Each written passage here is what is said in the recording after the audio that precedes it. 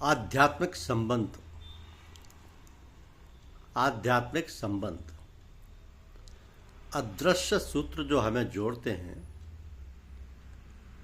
आध्यात्मिक संबंध वे सूक्ष्म रिश्ते हैं जो आत्मा से आत्मा को जोड़ते हैं। ये संबंध जन्मों जन्मों के होते हैं और हमारे जीवन के उद्देश्य यानी विकास और शांति में महत्वपूर्ण भूमिका निभाते हैं। जैसे पहला है गुरु शिष्य संबंध। तो गुरु वो मार्गदर्शक है जो अज्ञान के अंधकार से ज्ञान के प्रकाश की ओर ले जाता है। ये संबंध जन्मों तक चलता है और आत्मा के विकास के लिए सबसे शक्तिशाली होता है। पर माता पिता और संतान का संबंध, ये संबंध निस्वार्थ प्रेम, त्याग और जिम्मेदारी पर आधारित होता है।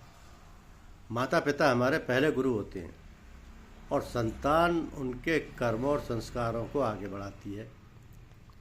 पर जीवन साथी का संबंध, जीवन साथी का संबंध आत्मा के गहरे जुड़ाव पर आधारित होता है।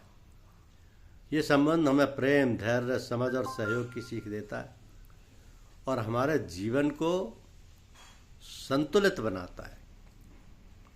और मित्रता का संबंध,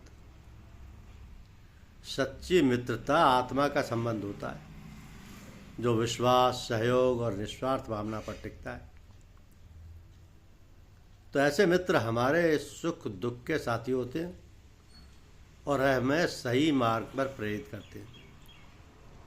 पर कर्म संबंध यानी पूर्व जन्मों के रिश्ते, हम जिन लोगों से बिना कारण आकर्षित या विरक्त होते हैं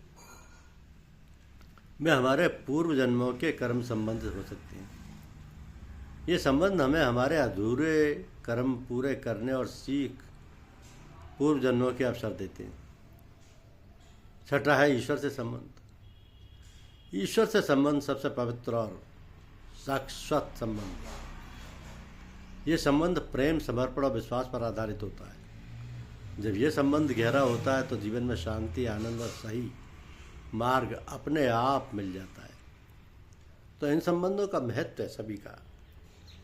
आत्मा के विकास में संबंध बेहतर होते हैं, जीवन में संतुलन बनाने के लिए, कर्मों की शुद्धि के लिए, क्योंकि कर्म हमारे पुराने कर्मों को संतुलित करने का अवसर देते हैं, मानसिक शांति के लिए। सच्चे और सकारात्मक संबंध मन को शांति और स्थिरता देते हैं। आध्यात्मिक उन्नति के लिए गुरु और ईश्वर से संबंध हमें मोक्ष और परम शांति की ओर ले जाते हैं और शाश्वत जुड़ाव होता है ईश्वर से। धन्यवाद।